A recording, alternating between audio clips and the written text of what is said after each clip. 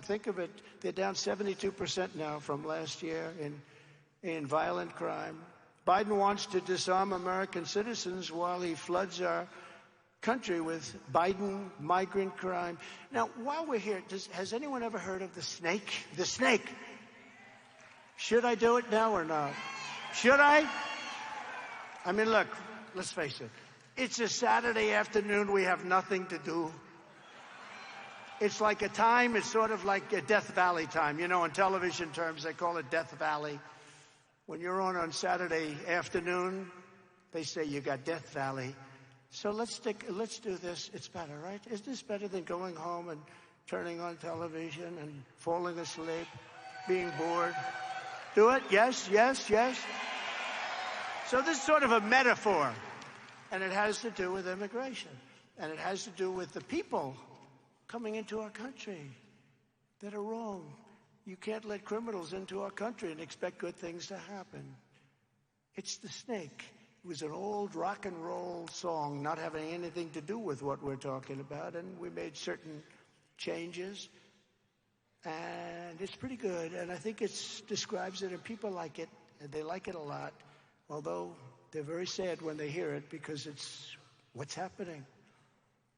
On her way to work one morning, down the path along the lake, a tender-hearted woman saw a poor, half-frozen snake. His pretty-colored skin had been all frosted with the dew. "Poor thing," she cried, "I'll take you in and I'll take care of you. Take me in, O tender woman, take me in for heaven's sake. Take me in, O tender woman," sighed the vicious snake.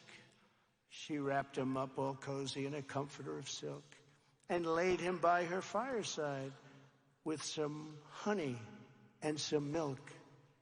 She hurried home from work that night, and soon as she arrived, she found the pretty snake she'd taken in had been revived.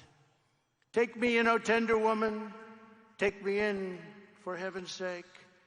Take me in, O tender woman," sighed that vicious snake. She clutched him to her bosom.